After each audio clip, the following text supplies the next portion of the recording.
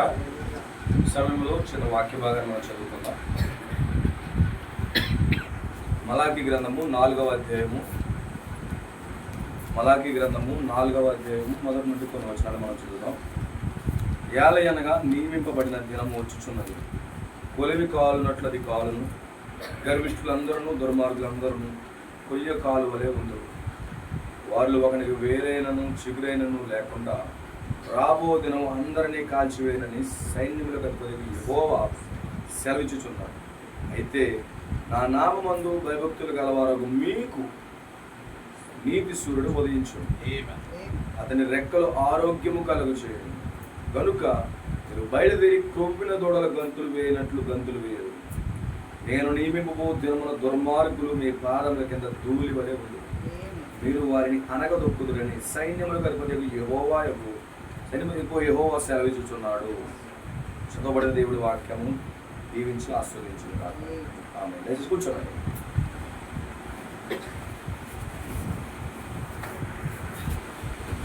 దేవుడికి స్తోత్రం కలుగును గాక.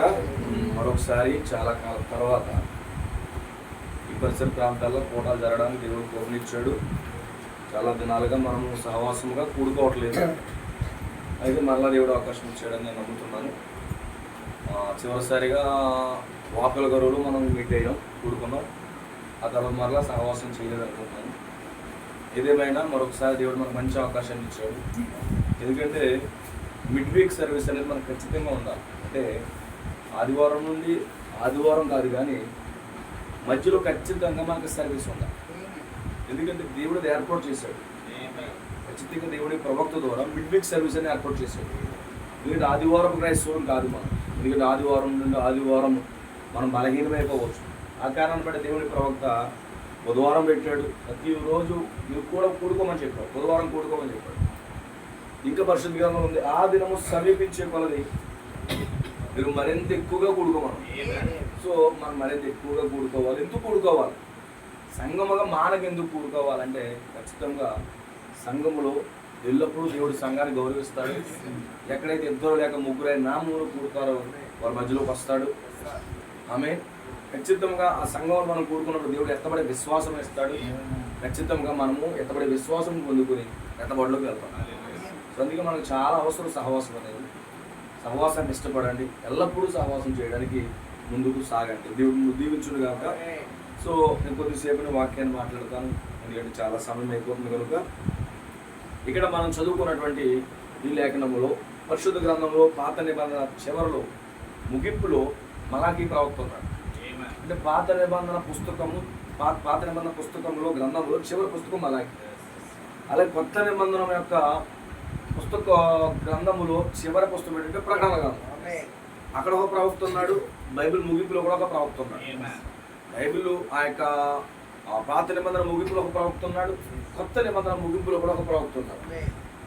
అయితే ఈ కొత్త నిబంధనలు ఉన్న ప్రవక్త వలె పాత నిబంధనలో కూడా ప్రవక్త ఉన్నాడు. అతను ఆ గ్రంథాల ముగింపులో ఉన్న వ్యక్తి ఒక ప్రవచనాన్ని ప్రవచిస్తూ అన్నాడు. గ్రంథం ముగింపులో ఉన్న వ్యక్తి నెక్స్ట్ జనరేషన్కి, రాబోయే తరానికి ఒక ముగింపులో ఒక ప్రవచనాన్ని తెలియజేస్తున్నాడు. అలాగే ఈ యొక్క ప్రకటన గ్రంథంలో కూడా ఒక ప్రవచనాన్ని తెలియజేస్తున్నాడు. అంటే ఆ యొక్క పాత నిబంధన ముగింపులో ప్రవక్త ఉన్నాడు, కొత్త నిబంధన ముగింపులో కూడా ప్రవక్త ఉన్నాడు. ఆ పాత నిబంధన చివరి ప్రవక్త ప్రవచనం తెలియజేస్తున్నాడు, కొత్త నిబంధనలో ఉన్నటువంటి చివరి ప్రవక్త కూడా ప్రవచనం తెలియజేస్తున్నాడు. అదేంటంటే నియమింపబడిన దినం వచ్చుచున్నది అంటున్నాడు. ఒక దినం అనేది నియమించబడింది.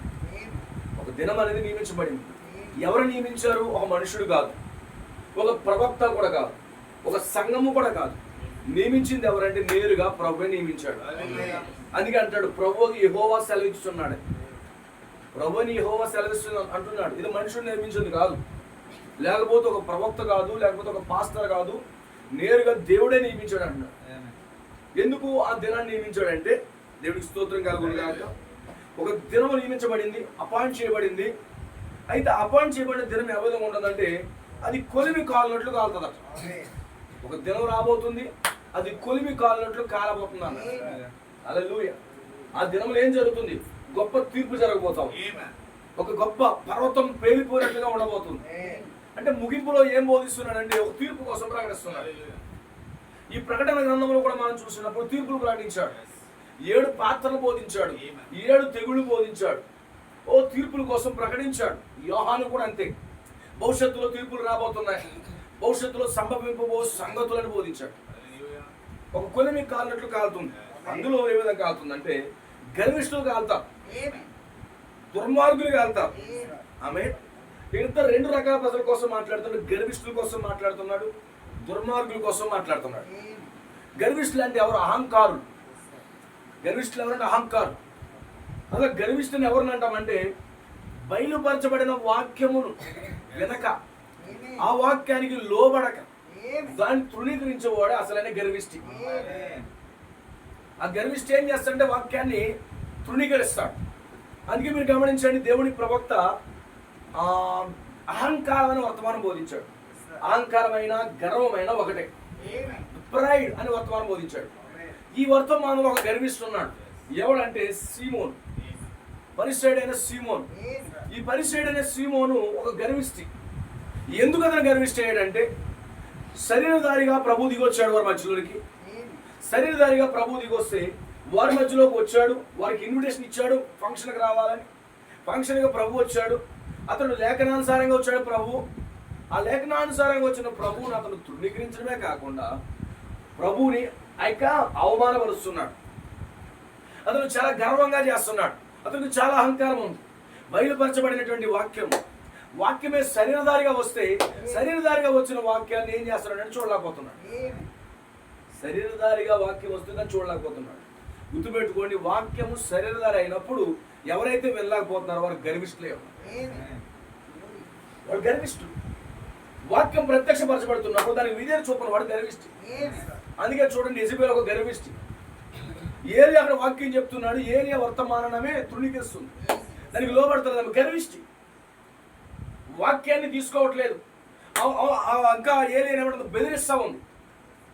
ఏ వ్యక్తి అయితే సంఘంలో వాక్యం వచ్చినప్పుడు దాన్ని తీసుకోలేకపోతున్నాడు అతను గర్విష్ఠి. గమనించండి, ప్రత్యక్షపరచబడుతున్న వర్తమానాన్ని రిసీవ్ చేసుకోలేనాడు గర్విష్ఠి అయిపోతున్నాడు. అహంకారుడు. దేనికి అహంకారం? వాక్యములకు లోబడలేని అహంకారం, వాక్యములకు విధేయత చూపలేనటువంటి అహంకారం. వర్తమానం తెరవబడుతున్నప్పుడు దాన్ని వినలేకపోతున్నారు. ఈరోజు అనేక మంది వర్తమానం తృణీకరిస్తున్నారు, అనేక మంది వర్తమానం త్రోసేశారు. మెథడిస్ట్కి అహంకారం, బాప్టిస్ట్కి అహంకారం, జీడియంకి అహంకారం, ఆమేన్, సంఘశాఖ పెంతెకోస్తులకు అహంకారం. ఏంటి? మాకు వర్తమానం ఉన్నది, మాకు సంఘం ఉంది, మేము నీతిమంతులు, మేము మంచోళ్ళము, మాకు కట్టుబాట్లు ఉన్నాయి, మేము దాన్ని నమ్మడం ఏంటి? అహంకారం. వారు కలిగి ఉన్న దాన్ని బట్టి వాళ్ళ అహంకారంతో నిజమైన వాక్యాన్ని వాళ్ళు అంగీకరించలేకపోతున్నారు. ఇదే సమస్య. ఈరోజు నిజమైన వాక్యాన్ని వాళ్ళు అంగీకరించలేకపోతున్నారు. ఇదే సమస్య. ఆమేన్.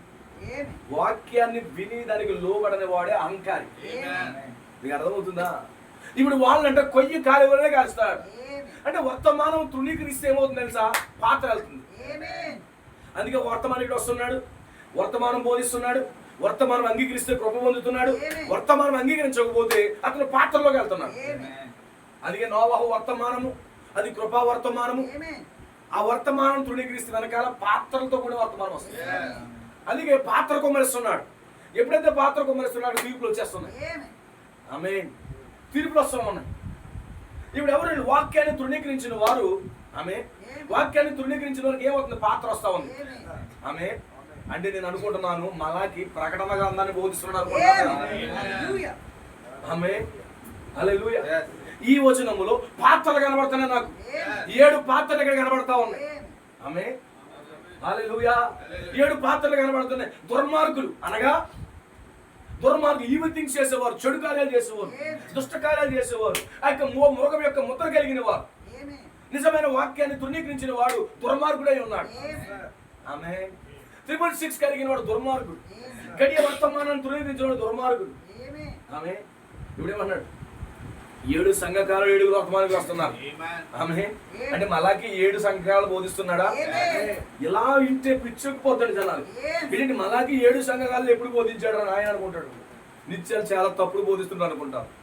ఏమనుకున్నా అక్కడ ఒట్కే. ఆమేన్. కానీ లేఖనాలు చూస్తున్నా 7 సంఘకాలు కనబడుతున్నాయి. ఆమేన్. ఎందుకంటే కాలం వస్తా ఉంది, వర్తమానం ప్రకటిస్తా ఉన్నాడు. వర్తమానం ప్రకటించబడుతున్నప్పుడు ఆ అంగీకరించిన వాడు ఏమవుతున్నాడు?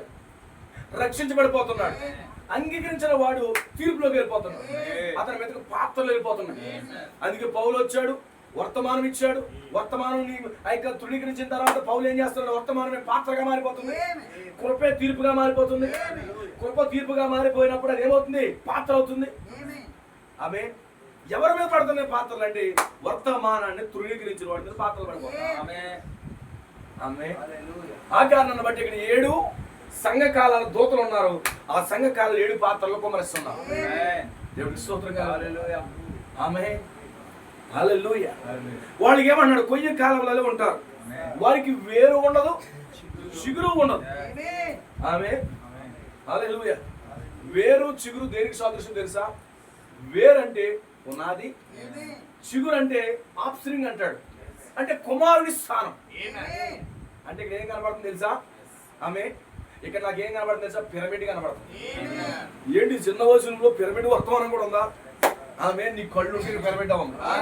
ఎవడైతే తృణీకరించాడో వర్తమానము, ఎవడైతే త్రోసేసాడో వాడికి ఫౌండేషన్ ఉండదు. అలాగే అతనికి తలరాయి కూడా ఉండదు. ఎప్పుడైతే ఒక వ్యక్తికి తలరాయి అతుకు పడుతున్నారు దేవుని కుమారుడిగా పిలవబడతారు. చిగురు అంటే తెలుసా? తలరాయి. చిగురు అంటే దేవుని కుమారుడి స్థానం. అవునా? చిగురు అంటే ఏంటి? దేవుని కుమారుడి స్థానం. అంటే ఆ యొక్క అక్కడ ఉన్నటువంటి ఆ యొక్క దీన్ని ఏమంటారు? వేరు అంటే ఏంటి? ఫౌండేషన్ అన్నాడు. వాక్యాన్ని తృణీకరించిన వాడికి పునాది లేదు, వాక్యాన్ని తృణీకరించిన వాడికి తలరాయి. ఆమె ఈ పునాదిని పొందుకోలేనాడు, తలరాయిని పొందుకోలేడు ఏమవుతాడంటే కాలిపోతాడు. ఆమె వాడికి పాత్రలు వెళ్ళిపోతాయి వాడి మీదకి. అందుకే ఈరోజు పునాది వర్తమానం కావాలి, తలరాయి వర్తమానం కావాలి. ఆమె వేరు ఉండదంట, చిగురు ఉండదంట. ఆమె దేవుడికి స్తోత్రం కలుగునుగా. అయితే వాక్యాన్ని వెంబడించేవాడు, వర్తమానం వెంబడించేవాడికి వేరు ఉంటుంది, చిగురు కూడా ఉంటుంది. అతనికి పునాది ఉంటుంది, అతనికి తలరాయి కూడా ఉంటుంది. ఆమె నీకు అర్థమవుతుందా? పునాది ఉంటుందా, వేరు ఉంటుందా? వేరంటే పునాది. ఒక చెట్టుకు వేరే బలము, ఆ వేరే ఆ చెట్టుకు బలము. ఆ వేరు లేకపోతే ఎంత పైకి అందంగా ఉన్నది పడిపోతుంది. ఒక అలొచ్చి కొట్టగానే, ఒక గాలి వచ్చి కొట్టగానే ఎంత పైకి అందంగా ఉన్నది గాలి వచ్చి పడిపోతుంది. అది ఒక చెట్టుకు ప్రాముఖ్యంగా ఏం కావాలంటే వేర్లు కావాలి. ఆమె వేర్లు కావాలి, పునాది కావాలి. ఆమె ఇప్పుడు అనేక మంది పునాది లేకుండా పడిపోవడం గల కారణం ఏంటి? వాళ్ళు ఇసుక మీద కట్టుకున్నారు కాబట్టి. ఇసుక మీద కట్టుకున్నాడు ఏమవుతాడు? తీర్పులతో వెళ్ళిపోతాడు. వానలు వచ్చాను, వరదలు వచ్చాను. వాన ఏంటి? పరిశుద్ధాత్మ సాదృశ్యం, వరదలు అంటే తీర్పులు సాదృశ్యం. వాన వస్తుంది, ఆ వానను తృణీకరిస్తున్నాడు.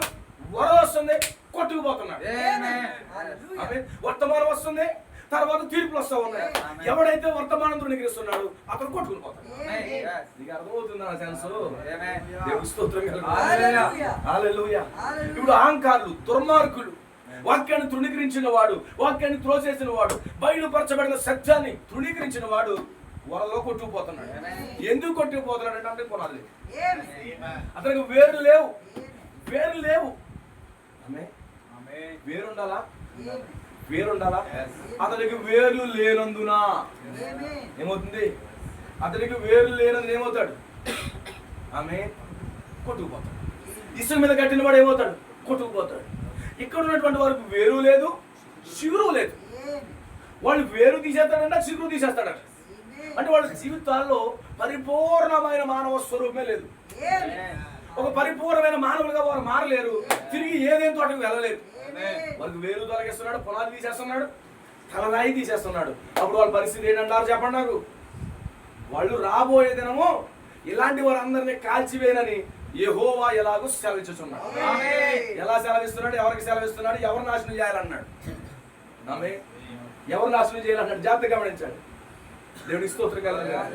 ఎవరు నాశనం చేయాలన్నాడు? ఆమె గర్విష్ఠులు, దుర్మార్గులు, ఆమె వర్తమానం తృణీకరించిన వారు, 7వ దూతను త్రోసేసిన వారు, ప్రత్యక్షపరచబడిన ప్రత్యక్షతను త్రోసేసిన వారు, వాళ్ళ యొక్క అహంకారులు, గర్విష్ఠులు. వాళ్ళు ఏమవుతున్నారు చెప్పండి? ఆమె వాళ్ళకి వేరు ఉండదు, చిగురు ఉండదు. చిగురు అంటే తెలుసా? పరిపూర్ణత, కుమారుని స్థానమే. కుమారుని స్థానము ఉండదు. కానీ యెహోవా యందు భయభక్తులు గలవాడికైతే ఏముంటది? వేరు ఉంటది, చిగురు ఉంటది. వేరు ప్రభువైన యేసుక్రీస్తు, చిగురు కూడా ప్రభువైన యేసుక్రీస్తు. దావీదుకి వేరు చిగురు నేనా అన్నాడు. దావీదు సంతానానికి వేరు చిగురు నేనా అన్నాడు. ఈ రోజు వాగ్దాన పుత్రులు మనకు వేరు చిగురు ప్రభువైన యేసుక్రీస్తు. మన పునాది ఆయనే, తలరాయి కూడా ఆయనే. ఆయనే మూలరాయి, ఆయనే తలరాయి. దేవుడికి స్తోత్రం కలుగును గాక. ఆయనే మూలరాయి, ఆయనే తలరాయి. ఎవరికి? ఆయన నా ముందు భయభక్తులు కలిగారు. ఆయన వాక్యాన్ని అంగీకరించిన వారికి, ఆయన వర్తమానం ప్రకారంగా నడిచిన వారికి ఆయన వేరుగా ఉంటాడు, చిగురుగా ఉంటాడు. ఆమె అవునా? మనకు పునాది ఉందా? పునాది ఉందా? పునాది ఉన్నవాడు అలవస్తే కొట్టుకుపోడు. పునాది ఉన్నవాడు అలవస్తే కొట్టుకుపోడు. రాత్రి చదివిన వర్తమానం, ఒక సంఘం దేని కొరకు పని చేస్తుందో నీకు తెలియకపోతే అలా కొట్టుకుపోతావాడు. ఒక సంఘము లక్ష్యం ఏంటో నీకు తెలియకుండా ఆ సంఘాన్ని నువ్వు వెంబడిస్తే నువ్వు కొట్టుకుపోతావు అంటాడు. అవునా? అలలకు వచ్చే కొట్టుకుపోతావు అంటాడు. ఈరోజు నీకు స్ట్రాంగ్ ఫౌండేషన్ లేదనుకో, నీకు వెళ్ళే సంఘము గురించి నీకు స్ట్రాంగ్ ఫౌండేషన్ ఉండాలి. నువ్వు కలిగి ఉన్న పాస్టర్ గురించి స్ట్రాంగ్ ఫౌండేషన్ ఉండాలి. ఆమె నువ్వు చేసే ఆరాధన నిమిత్తం స్ట్రాంగ్ ఫౌండేషన్ ఉండాలి. నువ్వు వెంబడించే వర్తమాన విషయంలో బలమైన పునాది ఉండాలి. అది ఏమీ లేకుండా ఉందనుకో, నువ్వు గాలి కొట్టుకుపోతావు. ఆమె అందుకే వేరు చాలా ప్రాముఖ్యం. అందుకే నీ జీవితానికి పునాది క్రీస్తుగా ఉండాలి. నీ జీవితానికి ఎవరు ఉండాలి? పునాది క్రీస్తుగా ఉండాలి. ఆయనే నీ వేర్లు. నీ జీవితానికి పునాదిగా క్రీస్తుంటే అలా వచ్చి కొట్టినా నేను పడిపోను, ఇటు వచ్చి కొట్టినా నేను పడిపోను, రోగాలు వచ్చి కొట్టినా నేను పడిపోను, వ్యాధులు వచ్చి కొట్టినా నేను పడిపోను, శోధనలు వచ్చినా నేను కొట్టుకోను. ఎందుకంటే నీకు వేరు ఎవరో ఉన్నారు. ఎవరో వేరు? ప్రభువైన యేసుక్రీస్తు. వాక్యాన్ని తృణీకరించిన వారికి వేరు లేదు, వాక్యాన్ని తృణీకరించిన వారికి చిగురు లేదు. కానీ వాక్యాన్ని అంగీకరించిన వారికి వేరు ఉంది. వర్తమానాన్ని వెంబడించే వారికి వేరుంది. వేర్లు ఉన్నాయా? ఎవరా వేర్లు? ప్రభువైన యేసుక్రీస్తు మన వేరు. ఆమేన్. ఆ వేరు చిగురు ఆయనై ఉన్నాడు. ఏమన్నాడు? దావీదునకు వేరు చిగురు నేను అన్నాడు. దావీదుకు వేరు చిగురు ఆయన అయితే ఈరోజు నాకు వేరు చిగురు ఆయన, రూట్ ఆయన, ఆఫ్స్ప్రింగ్ ఆయన. ఆమేన్. దేవుడికి స్తోత్రం కలుగును. ఆమేన్. కానీ కొంతమందికి అయితే రెండూ తీసేస్తున్నారు. వాళ్ళకి తలరాయి ఉండదు, మూలరాయి ఉండదు. అలాంటి ఎక్కడికి వెళ్తాడు?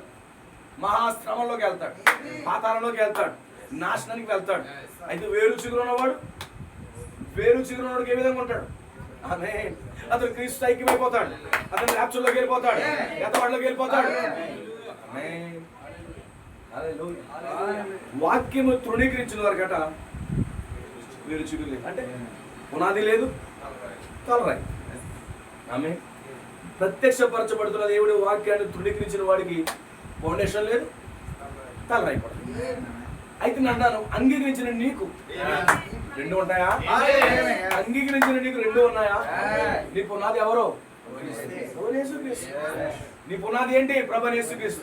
ఒక సంఘం యొక్క పునాది ఏంటి తెలుసా? ప్రభువైన యేసుక్రీస్తు. ఆమేన్. ఒక సంఘం యొక్క పునాది యేసుక్రీస్తుగా ఉండాలి. వేరే పునాదులు వేసుకున్నామంటే అయిపోతుంది. అందుకే చాలా సంఘాలకు పునాది లేకుండా వెళ్తున్నాం. ఆమేన్. చాలా సంఘాలకు ఏమీ లేదు, వాళ్ళ డాక్టరేన్ల పునాదులుగా ఉన్నాయి, వాళ్ళ యొక్క మత కల్లోలాలు పునాదులుగా ఉన్నాయి. లేదా నిన్ను కొట్టి నన్ను కొట్టాడు కరెక్ట్ కాదు, నేను పునాదులు వేసుకుంటున్నాడు. అవునా? అదే పునాది అయితే రేపు నువ్వు కరెక్ట్ కాదు అంటాడు. అవునా? దేవుడికి మహిమ కలుగును గాక. ఇప్పుడు ఏమంటాడు? ఈ పునాది కరెక్ట్ కాదు, మాదే కరెక్ట్ అని విమర్శిస్తూ కడతాడు. కడితే ఏమవుతుంది? ఎల్లప్పుడు వాళ్ళు కరెక్ట్ కాదు, వాళ్ళు కరెక్ట్ కాదు, వాళ్ళు కరెక్ట్ కాదు అని చెప్పి వీడి పునాది వేస్తాడు. రేపు పొద్దున్న అక్కడే లేచి నువ్వు కరెక్ట్ కాదు, నువ్వు కరెక్ట్ కాదు, నువ్వు కరెక్ట్ కాదు అంటాడు. ఎందుకంటే అక్కడ నేర్పించబడింది ఏంటంటే అదే. అది ఒక సంఘము బలంగా నిలబడాలంటే దానికి ఏముండాలి తెలుసా? క్రీస్తే పునాదిగా ఉండాలి, వాక్యమే పునాదిగా ఉండాలి. ఏ సంఘానికైతే వాక్య పునాది ఉందో అలలు వచ్చి కొట్టినా, గాలి వచ్చి కొట్టినా, తుఫాన్లు వచ్చి కొట్టినా ఏమవుతారు? ఇంకా స్ట్రాంగ్ అయిపోతాం. దేవుని ప్రవక్త ఏమన్నా ఒక చెట్టుకి గాలి వచ్చి కొడితే మనం అనుకుంటామంట పడిపోతుంది ఏమని. చెట్టు అనుకుంటుందంట నాకు గాలులు కావాలనుకుంటుందంట, నాకు దెబ్బలు కావాలనుకుంటుందంట, వీధులు గాలులు కావాలనుకుంటుందంట. ఎందుకని? అది ఇంకా స్థిరపరచబడడానికి, అది ఇంకా నాటబడడానికి. ఏ వ్యక్తి అయితే, ఏ విశ్వాసకి అయితే శోధనలు శ్రమలు ఒకదాని తర్వాత ఒకటి కొడుతున్నాయో ఆ వ్యక్తి ఇంకా క్రీస్తులో బలంగా నిలబడతాడు, వాక్యంలో నిలబడతాడు. ఎవడైనా అటు ఇటు ఊగిపోతున్నాడు అనుకో, అసలు క్రీస్తే అతనికి పునాది కాదు. ఆమె ఒక చెట్టుకు ఆశ ఉంది, నాకు గాలులు కావాలని. ఆ గాలి రాగానే ఏమవుతుంది? చెట్టు ఇలాగే ఊగేయండి, ఆ యొక్క వేళ్ళు ఏమవుతాయి? కిందకి వెళ్ళిపోతాయి. అవునా? చాలా కిందకి వెళ్ళిపోతాయి. అది బలంగా ఉంటుంది. తుఫాన్ అయిపోయిన తర్వాత, గాలులు అయిపోయిన తర్వాత చెట్టుని అడుగు, మాట్లాడు చెట్టుతో, ఈ తుఫాన్లో నీ ఎక్స్పీరియన్స్ ఏంటి? అప్పుడు చెట్టు ఏమంటది? నేను మంచి అనుభూతి పొందుకున్నాను, మంచి అనుభూతి పొందుకున్నాను. ఇంతకుముందు 5 మీటర్లే కిందకు ఉండేది, ఇప్పుడు నాకు 10 మీటర్ల కింద కొన్నాను. నువ్వు ప్రొక్లేన్ పెట్టినా రాను నేను. అవునా? నువ్వు ప్రొక్లేన్ పెట్టి తగున జేసీబీ పెట్టాను రాను. ఎందుకంటే నువ్వు 5 మీటర్ల కిందకి వెళ్ళాను. వాక్యములు ఇంకా స్ట్రాంగ్ అయ్యాను నేను. దేవుని కుమారుడు ఇంకా వాక్యములు స్ట్రాంగ్ అవుతాడు, వర్తమానం ఇంకా స్ట్రాంగ్ అవుతాడు. ఆమేన్. అందుకే విశ్వాసికి కష్టాలు, శోధనలు, శ్రమలు మంచివేనంటారా? నిందలు, అవమానాలు మంచివంటారా? వాళ్ళు ఇంకా భక్తిలో కొనసాగుతారు, ఇంకా వాక్యంలో కొనసాగుతారు, ఇంకా దేవుడి మీద ఆధారపడతారు, ఇంకా వాక్యం మీద ఆధారపడతారు. ఇంకా అలాంటి ఇబ్బందే లేదు. ఆమేన్. హల్లెలూయా. ఇలా చూడండి, కొంతమందికి ఏదో వేరు లేదు, చిగురని గుర్తుపెట్టుకోండి, కుమారుడు. ఆమె ఒక సంతానం, ఒక ఫలము. చిగురు లేదు, అది ఫలము లేదు. పునాది లేనివాడికి ఫలం ఎలాగ వస్తారు? ఆమేన్. సరైనటువంటి పునాది లేని వ్యక్తికి ఫలం ఎలాగ వస్తారు? అందుకేమన్నాడు? ఫలించిన ప్రతి చెట్టుని ఏం చేస్తాడు? నరికేస్తాడు. నరకాలా అన్నాడా ప్రభు? ఇదిగో గొడ్డలి చెట్ల వేరన ఉంది, నా భుజం మీద ఉంది అంటలేదు. ఆమేన్. నా భుజం మీద ఉంది అన్నాడా? ఆఫీస్ యోహాను అంటే భుజం మీద తీసే చెట్ల మీద పెట్టాడు ఆల్రెడీ. ఆమేన్. వేరు మీద పెట్టాడంట. ఏమేన్? ఎందుకని? ఆ వేరుని తీసేస్తున్నాడు ఆయన. ఎందుకంటే వచ్చిన వాక్యాన్ని వాళ్ళు త్రోసేశారు, వచ్చిన వర్తమానికిని త్రోసేశారు, ప్రవక్త వస్తే ప్రవక్తను త్రోసేశారు. ఆమేన్.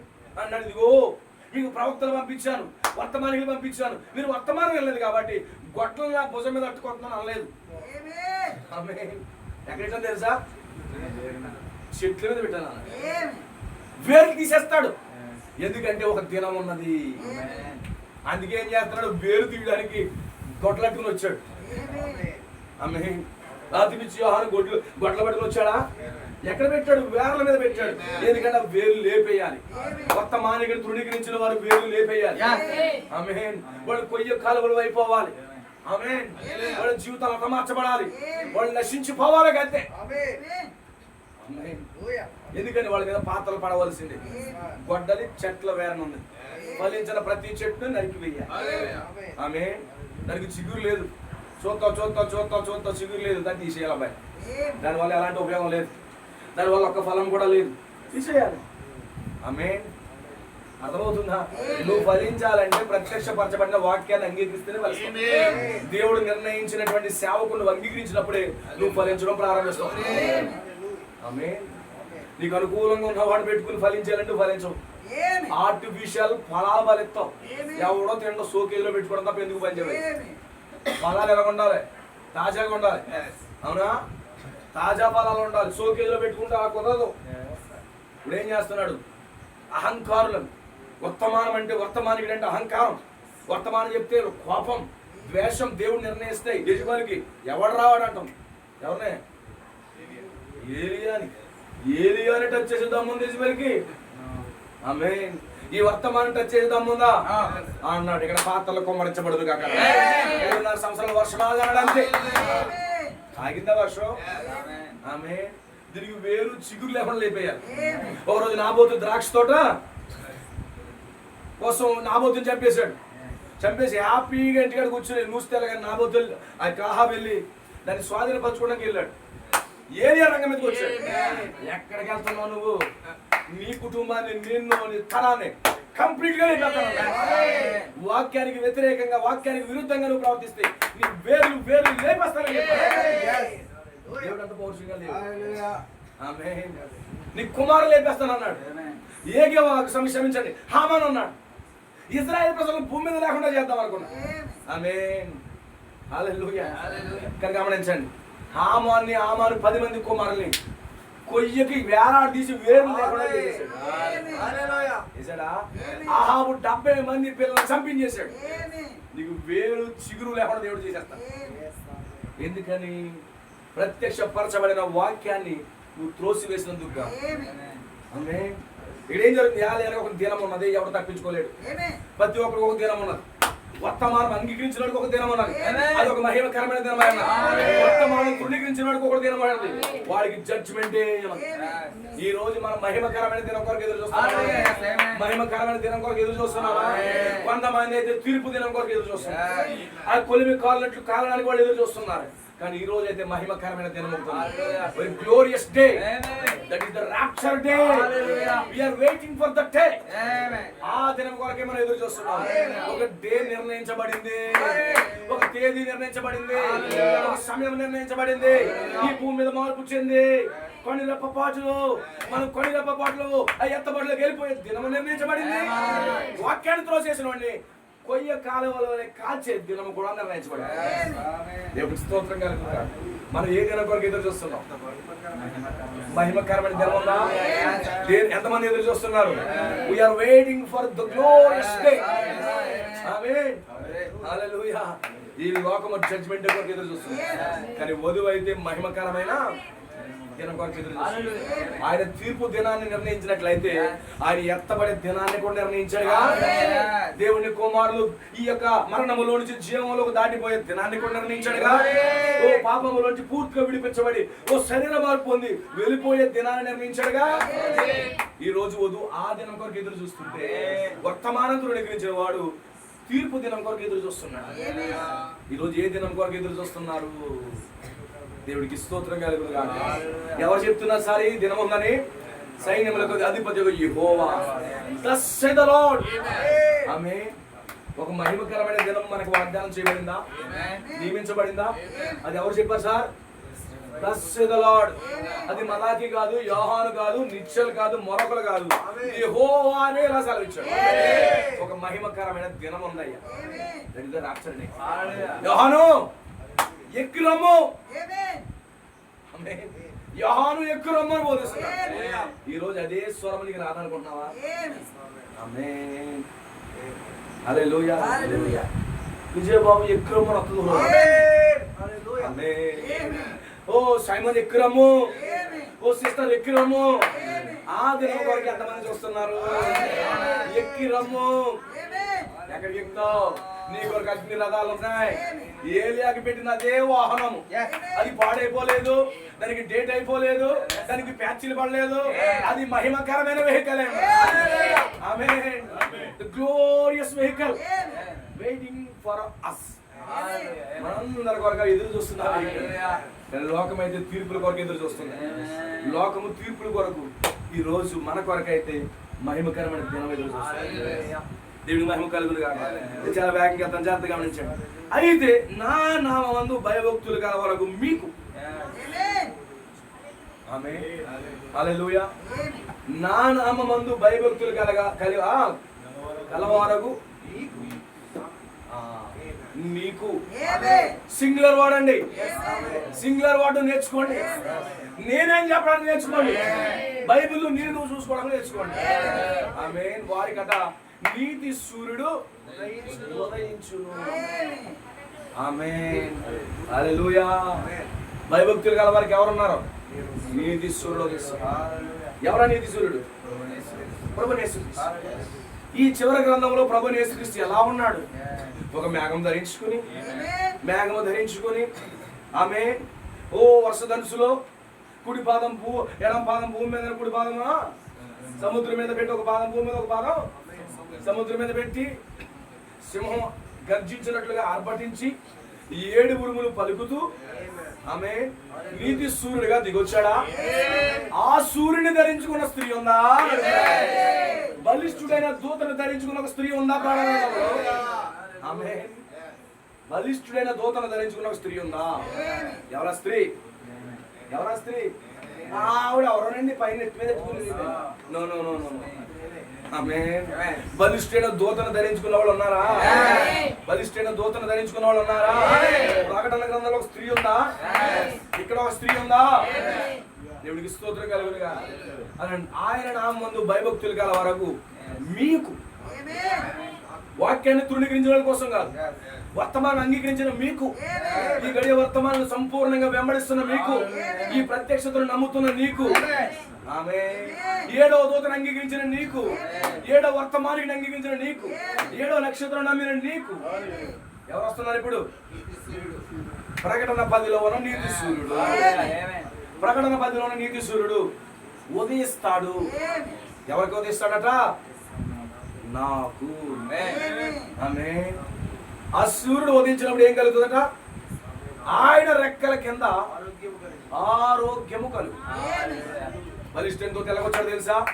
7 దూతల రెక్కల సముదాయములో ఆయన ముఖము, కళ్ళు, ముక్కు, గెడ్డముతో ఆమె రెక్కలతో సూర్యాస్తమయ పర్వతం దగ్గరికి వధువుపై ఉదయించడానికి దిగొచ్చాడు. ఆమె ఇప్పుడు ఆయన రెక్కల కింద ఏముంది? వధువుకి ఆరోగ్యం, బాడీ చేంజ్ ఉన్న, ఎత్తబడే విశ్వాసం అక్కడే ఉంది, శరీర మార్పు అక్కడే ఉంది. ఆమేన్. ఆ 7 ఉరుముల యొక్క బయలుపాటు ఆమెను ఏం చేస్తుందట? రూపాంతరపరుస్తుంది. దేవుడికి మహిమ కలుగునుగా. బలిష్ఠుడైన దూత అందరి కొరకు కాదన్నాడు. ఎవరి కొరకు అన్నాడు? ఆయన నామమందు భయభక్తులు కలిగిన వారికి బలిష్ఠుడైన దూత. ఆమేన్. ఈ రోజు బలిష్ఠుడైన దూత అందరి కోసం కాదు. ప్రకటన 10 అందరి కొరకు కాదు. ప్రకటన 10 ఎవరి కొరకు? ఆయన నామమందు భయభక్తులు కలిగిన వారికి ప్రకటన 10. నీతి సూర్యుడు వారి వెనక వారి మీద ఉదయించును. తర్వాత ఏం జరుగుతుంది? ఆయన రెక్కల కింద వారికి ఆరోగ్యం కలుగుతాం.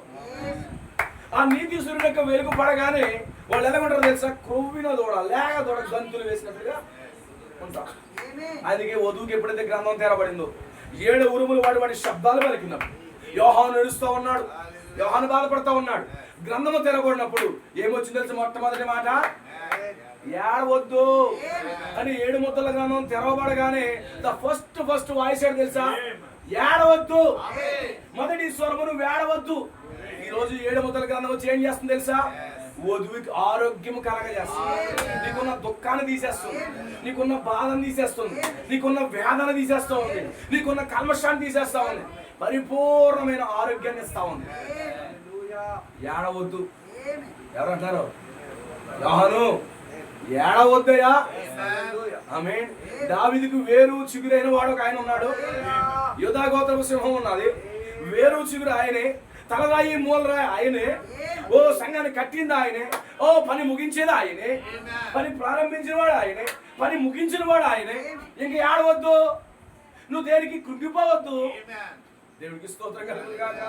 అప్పుడు ఏం చేస్తున్నాడు యోహాను? గొంతులేయడం మొదలు పెడుతున్నాడు. ఆమేన్. ఇక్కడ ప్రకటన గ్రంథం 5వ అధ్యాయం కదిలామా? ఇక్కడికే ఈ 2వ వచనంలో ప్రకటన అధ్యాయం 5వ అధ్యాయంలో కదిలామా? దేవుడికి స్తోత్రం కలుగుగాక. ఒక గ్రంథం తెరవబడుతుంది ఇక్కడ, వాక్యము తెరవబడుతుంది ఇక్కడ. ఏడవద్దు. అసలు 7 సీల్ ఓపెన్ అయింది ఎందుకు? నీకు జబ్బులు తెస్తాక ఆరోగ్యం ఎత్తాక. 7 ముద్దలు అంటే జబ్బులు చెప్తారండి. ఆమె ఈ 7 ముద్దల్లో జబ్బులు తీసేయడానికి వచ్చింది, నీలో ఉన్న మలినాన్ని తీసేయడానికి వచ్చింది, నీలో ఉన్న వ్యాధులు తీసేయడానికి వచ్చింది, నీలో ఉన్న బాధలు తీసేసి నీకు సంపూర్ణ ఆరోగ్యం ఇవ్వడానికి వచ్చింది. 7 ముద్దలు మోదితే స్వాదనలు వచ్చేస్తాయి, 7 ముద్దల్లో వింటే స్వాదనలు వచ్చేస్తాయి. నీకు అర్థం కాక వాక్యం మీకు అర్థమవుతుందా? ఇక్కడేముంది? ఆయన రెక్కల కింద ఆరోగ్యం ఉన్నది కనుక వీరు బయలుదేరి కొవ్వుని వాళ్ళు గొంతులు వేస్తారు. ఇప్పుడు రెవల్యూషన్ వచ్చినాడు ఎలా ఉంటాడు? రెవల్యూషన్ వస్తే గొంతులు వేస్తాడు, లేకపోతే దారి పక్కన స్టాచ్యూలా ఉంటాడు. నీకు అర్థమవుతుందా? విగ్రహంలా ఉంటాడు. వాక్యం తెరవనడు ఏం చేస్తాడు? స్టెప్లు వేస్తా ఉంటాడు. ఏం జరిగిందయ్యా? ఆరోగ్యం వచ్చింది, ఆత్మ సంబంధమైన ఆరోగ్యం వచ్చింది, ఆత్మలో సంతోషం వచ్చింది, ఓ శరీర మార్పు వస్తా ఉంది, ఓ ఎత్తబడే విశ్వాసం వస్తా ఉంది. అప్పుడు ఏం చేస్తున్నాడు? గొంతులు వేయడం మొదలు పెడతాడు. యోహాను పరలోకంలో గొంతులు వేస్తున్నాడా? గొంతులు వేస్తున్నాడా? పక్కన ఉన్న వాళ్ళు వేస్తున్నాడు. ఆమె యోహాను గొంతులు వేయడం బట్టి 24 పెద్దలు వేస్తున్నారు, 4 జీవులు వేస్తున్నాయి, అక్కడ కోట్ల కొల దూతలు వేస్తున్నారు. ఈ రోజు ప్రత్యక్షత నీకు వస్తే నువ్వు సంతోషిస్తూ పక్కన సంతోషపడతావు. ఆమె నీతి సూర్యుడి మీద ఉదయిస్తాడు. ఎవడ నీతి సూర్యుడు? అయినా మన ప్రభువైన యేసుక్రీస్తు. ఆయన రెక్కల కింద ఆరోగ్యం ఉన్నది. అందుకే పరిశుద్ధ గ్రంథంలో రూతు ఉంది. పరిశుద్ధ గ్రంథంలో రూతు, ఆమె మోయాబీయురాలు, అన్యురాలు. యోధా గోత్రంలో ఉన్నటువంటి వ్యక్తిని వివాహం ఆడింది. యోధా గోత్రంలో ఉన్న వ్యక్తిని వివాహం ఆడింది. ఆ వ్యక్తి ఏమయ్యాడంటే చనిపోయాడు. ఆ వ్యక్తి చనిపోయాడు. చనిపోయిన తర్వాత ఇంకో మంచి నిర్ణయం తీసుకున్నాం. ఆ యోధా గోత్రాన్ని వెంబడించాలి. ఈ యోధా గోత్రం అనగా వాగ్దానం కలిగిన గోత్రమే, వర్తమానం కలిగిన గోత్రమే. ఈ వాగ్దానం, ఈ గోత్రాన్ని మాత్రం విడిచిపెట్టకూడదు. రెవల్యూషన్ ఉంది ఆమె, ప్రత్యక్షత ఉంది ఆమెకి. ఈ గోత్రాన్ని కానీ విడిచిపెడితే ఆమేన్ నేను నశించిపోతాను. ఇది వాగ్దానం అన్న గోత్రం, ఇది ఎన్నిక చేయబడిన గోత్రం. ఇది యోధా గోత్రం అంటే ఆదికాండలో వాగ్దానం చేయబడింది. ఏముంది వాగ్దానం? శీలోహు వచ్చే వరకు రాజదండం నీకు తొలగిపోలేదు. యోధా గోత్రాన్ని వార్ప మిస్ చేసుకుంది, యోధా గోత్రాన్ని వార్ప వదిలేసుకుంది. కానీ గుర్తుపెట్టుకోండి, రూతు మాత్రం వదులుకోవాలనుకోలేదు. అనుకుంది వార్ప, అనుకుంది వాక్యాన్ని తీసేసి భర్త చనిపోయాడు కాబట్టి నేను ఫ్రీగా ఉండొచ్చు అనుకుంది. భర్త చనిపోయాడు కాబట్టి నేను ఇష్టం వచ్చినట్టుగా తిరగవచ్చు అనుకుంది ఆమె. కానీ రూత్ ఏం చదివింది తెలుసా? ఆమె భర్త చనిపోయిన తర్వాత ఒక కనాను స్త్రీ తామారు ఉంది. ఈమె కూడా అన్యురాలే, అవునంటారా? ఈ తామర అనే అన్యురాలు భర్త చనిపోయిన తర్వాత కనానీని వివాహం చేసుకోలేదు, కానీ కనానీతో పోలేదు. కానీ ఏమనుకుంది ఈమె? నాకు యోధా విత్తనం కావాలనుకుంది. ఆ కారణం బట్టి యాకోబు దగ్గరికి వెళ్ళి యాకోబు విత్తనం పొందుకున్నప్పుడు ఆమెలో నుండి జెరాహు పెరాహులు వచ్చారు, జెరాహు పెరేసులు వచ్చారు. ఆమె వాళ్ళు యోధా గోత్రం కొనసాగించింది. ఆ తామర వల్ల నేనెందుకు ఉండకూడదు? ఆమె వెంటనే నిర్ణయం తీసుకున్నాం. ఇది మీకు తెలుసుకొని చట్టం, ధర్మశాస్త్రం ప్రకారంగా మేము విడిపించబడవచ్చు అన్న చట్టం మీకు తెలుసు. అదే సందర్భంలో ధర్మశాస్త్రం ప్రకారంగా అదే కుటుంబంలో నుంచి విత్తనం ఇస్తే ఈ గోత్రాన్ని కొనసాగించడం కూడా రూతుకు బాగా తెలుసు. అందుకే నీకు వచ్చే రెవల్యూషన్ ఆఫ్ కాదు, రెండు వైపులా ఉండాలి రెవల్యూషన్. తామరని రిమెంబర్ చేస్తా ఉంది. తామర ఎవరు? అన్య స్త్రీ అన్నది, కనాను స్త్రీ అన్నది. దేవునికి స్తోత్రం కలుగుతాడు. హల్లెలూయా. ఇప్పుడు ఏం చేసింది? మామగారు విత్తనం మోసిందా? మామగారు విత్తనం మోసిందా? యోధా విత్తనం మోసిందా? ఎవరు వచ్చారు? పెరేసు జెరాహులు వచ్చారు. కొనసాగుతుంది. ఈమె అనుకుందంటే ఎలా నేను ఎందుకు ఉండకూడదు అనుకున్నాను. అప్పుడు అడిగిందంట, అత్తమ్మ ప్లీజ్. ఆమె అంటుంది, నేను ముసల్దాన్ని అయిపోయాను, ఇప్పుడు పెళ్లి చేసుకుని సుఖం కలిగి మళ్ళీ నీ కుమారుని కంటే ఆ కుమారుడు నీతో ఉండడానికి ఎక్కడైపోతామో అవ్వదు కదా, అప్పుడు నువ్వు ముసలాన్ని అయిపోతావు, నీకు జరగదు కదా అన్నారు. లేదు, నాకు ఒక నిరీక్షణ ఉన్నది. తామరకు చేసిన దేవుడు నాకెందుకు చేయడు, ఆ స్త్రీకి చేసిన దేవుడు నాకెందుకు చేయడు అని మీకు రెవల్యూషన్. ఆమె అందుకేమంది, నీ దేవుడే నా దేవుడు, నీ జనుడే నా జనుడు, నువ్వు ఎక్కడ చెప్తావు, ఎక్కడ చెప్తాను. ఎలాగలేదు, ధర్మశాస్త్రం విడుదల పొందొచ్చు కదా, భర్త చనిపోతే ఎవరిని ఇష్టపడితే వాళ్ళని పెళ్లి చేసేసుకోవచ్చు కదా అనుకోలేదు. పెళ్లి చేసుకుంటే యోధా గోత్రం పోతున్న సంగతే రూతు తెలుసు, కానీ వార్పాకు తెలియదు. మళ్ళీ జిప్ వేసుకున్న జీని ప్యాంట్లు వేసుకోవడం వార్పాకు నచ్చేసింది, మళ్ళీ వెళ్ళిపోతుంది. ఆమె మరలా లోకంలో బ్రతికేయడం వార్పాకు బాగుంది. కానీ రూతు అట్లా అనుకోవట్లేదు. ఇంకేమొచ్చింది ఆలోచన? యోధా గోత్ర విత్తనాన్ని తీసుకెళ్ళాలి. ఎందుకంటే యోధా గోత్రంలో రాజధాని ఉన్నది, కింగ్షిప్ ఉన్నది, క్రీస్తు రాబోతుంది. ఆమె ఈమె ఎవరు వస్తున్నారు? కోరికలు ఉన్నాయి, పిల్లలు పడలేదు, ఇంకా కోరికలు ఉన్నాయి, అయినా కానీ నాకు వద్దు, నేను నీతో వస్తాను. ఇప్పుడు ఆమె బెత్లెహేములో అడుగు పెట్టేసి, దేవుడికి స్తోత్రం, బెత్లెహేములో అడుగు పెట్టేసి వాక్యం వెళ్దాం. మంచి నిర్ణయం తీసుకుంది. నిర్ణయం తీసుకున్న తర్వాత ఆ పొలంలో పరగేరుకున్న సమయంలో అక్కడ ఒక కిన్స్మన్ రిడీమర్, సజీవుడకు బంధువుడకు విమోచకుడు అక్కడ ఒకడు ఉన్నాడు. ఆయన వచ్చేయమన్నాడు తెలుసా? చదువుతారా? రూతు గ్రంథం 2:12 చదువుతారా? ఆమె దేవుడికి స్తోత్రం కలుగును గాక. హల్లెలూయా. యెహోవా నువ్వు చేసిన దానికి ప్రతిఫలం ఇచ్చును. ఇశ్రాయేలు దేవుడైన యెహోవా రెక్కల కిందకి సురక్షితముగా నుండినట్లు నీవు వచ్చితివి. ఎక్కడికి వచ్చింది? రెక్కల కిందకు వచ్చింది. అంటే ఎక్కడికి వచ్చింది తెలుసా? ఆయన రెక్కల కిందకు వచ్చింది, యెహోవా రెక్కల కిందకు వచ్చింది, బలిష్ఠుడైన దూత రెక్కల కిందకు వచ్చింది. ఎందుకు వచ్చింది? సురక్షితంగా ఉండడానికి వచ్చింది. ఈ రోజు మన భద్రత ఎక్కడుందో తెలుసా? ఈ వధువు భద్రత ఎక్కడుంది? రెక్కల కింద. ప్రకటన 10 వద్ద భద్రత ఉంది. ఇప్పుడు ఏమేం చేసింది? మీరు ఎంజాయ్ చేయొచ్చు అని చెప్పి అక్కడికి వెళ్ళిపోయింది. మళ్ళీ ఎక్కడి నుంచి అయితే వచ్చిందో వాళ్ళు అక్కడికి వెళ్ళిపోయింది. కానీ ఓ రూత్ అయితే ఎక్కడికి వెళ్ళింది తెలుసా? బలిష్ఠుడైన దూత రెక్కల కిందకి సురక్షితంగా ఉన్నానికి వెళ్ళింది. ఆమె అన్నాడు, ఆయన నీకు సంపూర్ణమైన బహుమానం ఇచ్చిన నాకు ఉత్తరం ఇచ్చాడు. దేవుడికి స్తోత్రం కలుగును గాక. ఏమన్నాడు? ఆ బలిష్ఠుడి దూత నీకు గొప్ప బహుమానం ఇస్తాడు. ఏంటో బహుమానం? బలిష్ఠైన దూత బహుమానం ఏమిస్తాడో, ఆయన చేతిలో ఏముంది? విప్పబడిన పుస్తకం ఉన్నది. గొప్ప బహుమానమేనా? తెరవబడిన గ్రంథం ఉన్నదా? 7 వందల ప్రత్యక్షత ఉన్నదా? అదే గిఫ్ట్. ఆమె ఇప్పుడు ఆ గ్రంథం తీసుకుంటే ఇప్పుడు ఏమవుతుంది? యోధా గోత్రాన్ని కొనసాగిస్తారు. ఆమె దేవుడికి స్తోత్రం కలుగును కాదు. ఈమె యోధా గోత్రంలో క్రీస్తుకు జన్మనిస్తారు. ఇప్పుడేమన్నా నీకు బహుమానం ఇస్తాడు. ఎప్పుడైతే ఆ ప్రకటన 10లో ఉన్న బలిష్ఠైన దూతను పొందుకుంటున్నావో, ఆయన రెక్కల కిందకు వస్తున్నావో, నీకేమవుతుందో తెలుసా? నీకు ఆరోగ్యం వస్తుంది, నువ్వు సురక్షితంగా ఉంటున్నావు, నీ శరీర మార్పు జరుగుతుంది, నువ్వు కుమారుని పొందుతున్నావు. దేవుడికి మహిమ కలుగును కాక. ఇప్పుడు రూతు జీవితం ఏమైపోయింది? రూతు జీవితం ఏమైపోయింది? ఒక రాణిగా మారిపోయింది. యోధా గోత్రంలోకి వెళ్ళిపోయింది. ఓబేదుని తీసుకొచ్చేసింది, ఆరాధన తీసుకొచ్చేసింది, నిజమైన ఆరాధన తీసుకొచ్చేసింది. దేవుడికి మహిమ కలుగును కాక. బోయాజుకి భారీగా మారిపోయింది. ఎవరా బోయాజు? ప్రభుని యేసుక్రీస్తేనా? దేవుడికి మహిమ కలుగును కాక. ఒక చక్కటి నిర్ణయం తీసుకు వాక్యాన్ని వెంబడించి వచ్చినందుకు ఈమె జీవితం ఎలా ఉంది? ఆయన రెక్కల కిందకి వెళ్ళిపోయింది. వాక్యాన్ని తృణీకరించిన వార్ఫా అడ్రస్ లేకుండా తీర్పులోకి. అవునా కాదా? మోయాబీలకు తీర్పుందా? మోయాబీలకు తీర్పుందా? అమ్మోనికి తీర్పుందా? అన్ని జనులకు తీర్పుందా? ఖచ్చితంగా తీర్పుంది. కానీ రూతుకి తీర్పు లేదు. కానీ ఆమె మరణములో నుండి జీవులకు దాటిపోయింది. ఎందుకంటే నిజమైన యోధా గోత్రాన్ని, ఆ గొర్రె పిల్లను ఈమె అంగీకరించింది కనుక ఈమెమైంది తెలుసా? ఈమెకు నీతి సూర్యుడు ఉదయించాడు, ఆయన రెక్కల కిందకి వెళ్ళింది, ఆమెకు ఆశ్రయం దొరికింది, ఒక రాణి అయిపోయింది, కుమారుడికి జన్మనిచ్చింది. అంటే ఈమెకు వేర్లు ఉన్నాయా? వేర్లు వచ్చాయా? ఆ వేర్లు ఏంటి? యోధా గోత్రం అనే వేర్లు వచ్చాయా? ఫౌండేషన్ ఉందా? కానీ ఆమెకు యోధా గోత్రం కొట్టువేయబడింది. ఆమె కుమారుడు ఉన్నాడా? కుమారుడు బాగొట్టుకుంది. కానీ రూతుకి వేర్లు బాలేదు, చిగురు బాలేదు. చిగురు అనగా సంతానం. రూతుకి సంతానం వచ్చింది, ఆమెకు వేర్లు అంటే యోధా గోత్రం. దావీదు గోత్రానికి చిగురు క్రీస్తు అయి ఉన్నాడు.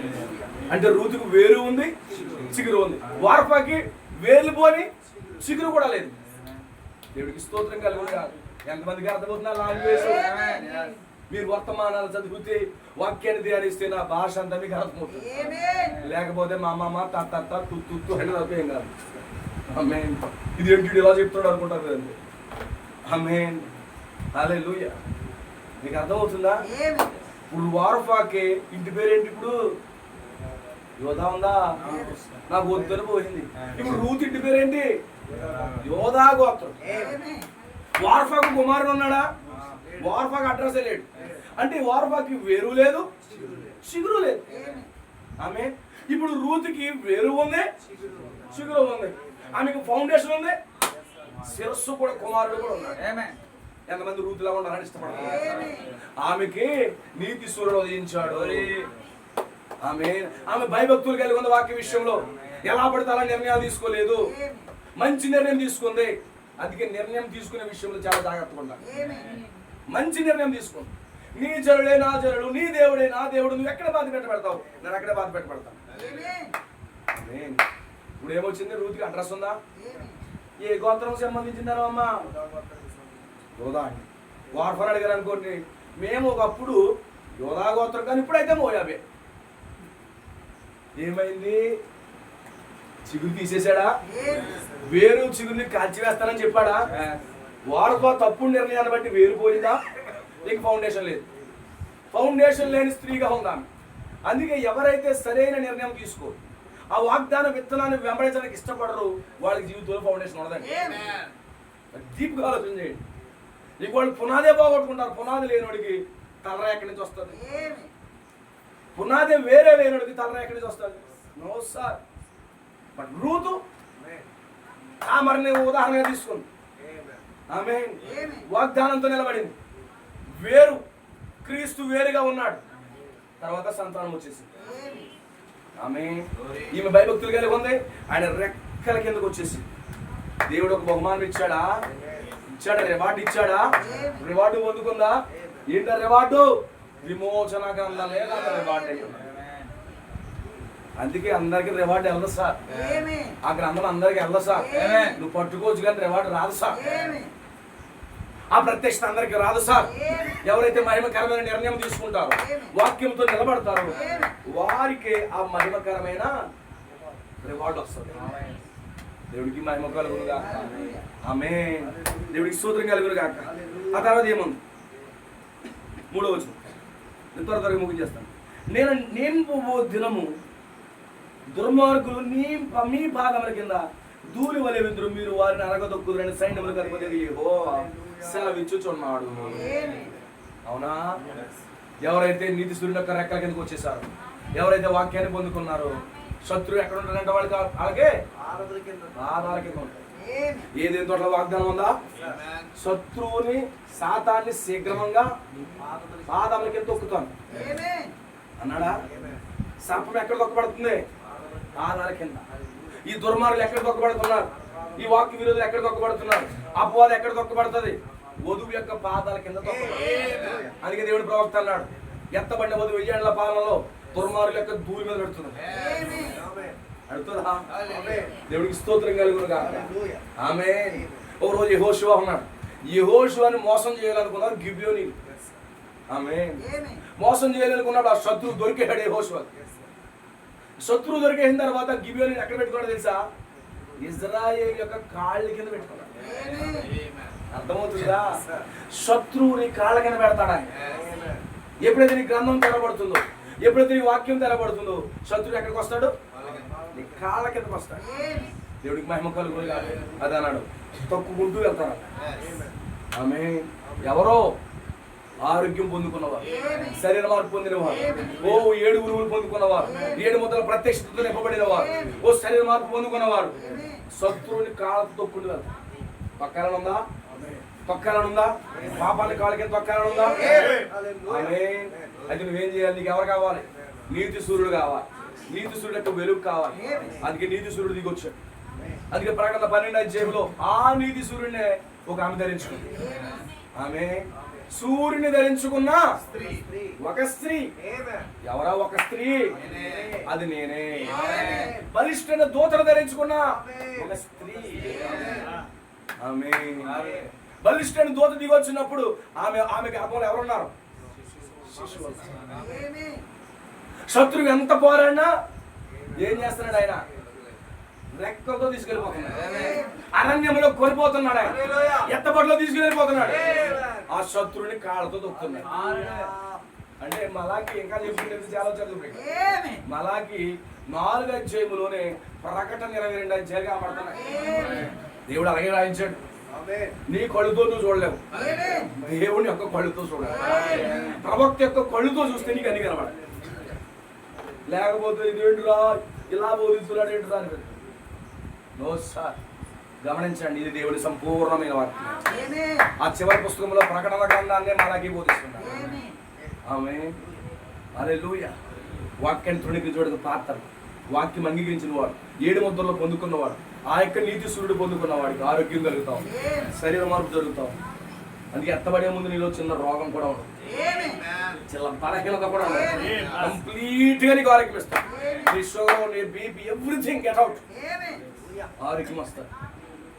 నువ్వు లేగా దూడ కొవ్వున దూడ గొంతులేసినట్టుగానే నువ్వు గొంతులేస్తూ డిసప్లైన్ అయిపోతావు. ఆ దినం మనకుంది, తీర్పు దినం లోకానికి ఉంది. ఈరోజు మహిమకరమైన దినం కొరకు మనం ఎదురు చూస్తాం. దేవుడికి మహిమ కలుగునుగా. చెప్పాలంటే చాలా పెద్ద ఆలోచనలు చేస్తున్నాను. మీరు పట్టుకున్నారు నాకు. ఆమేన్. గమనించండి, జాగ్రత్తగా వినండి. ఆమేన్. ఆంకాళ్ళకి, దుర్మార్గులకి ఒక దినము. ఈరోజు వధువుకి, వేరు చిగురు కలిగి ఉన్న వధువు కూడా ఒక దినము. ఈరోజు మనకు మహిమకరమైన దినం ర్యాప్చర్ డే ఉంది, లోకానికి తీర్పు దినం ఉంది. ఈరోజు ఆ ర్యాప్చర్ డే రోజు వేరున్న, పునాది ఉన్న, అలాగే చిగురు అనగా సంతానం ఉన్న, క్రీస్తుని కలిగి ఉన్న, కుమారుని కలిగి ఉన్న వధువు ఏమవుతుంది తెలుసా? ఆమేన్. ఆమె జీవంలోకి వెళ్ళిపోతుంది, ఎత్తబడిలోకి వెళ్ళిపోతుంది. అందుకే నీ జీవితంలో వేరు ఉండాలి, ఫౌండేషన్, చిగురు, తలరాయి కూడా ఉండాలి. ఆమేన్. తలరాయి, మూలరాయి అన్నీ ఆగి. ఆమేన్. అందుకే దావీదుకు వేరు చిగురు నేనన్నా. అంటే మూలరాయి, తలరాయి నేనన్నా. ఆయన అమూల్యమైన రాయి, పరిశోధించబడిన రాయి, తలకే మూలరాయి. అంటే అన్ని కూడా ప్రభనేసింది. అందుకే చివరి దినాల్లో ఎవరు వచ్చారు? తలరాయి దిగి వచ్చిందా? చిగురు వచ్చిందా? ఎవరిని చిగురించడానికి చిగురు వస్తా?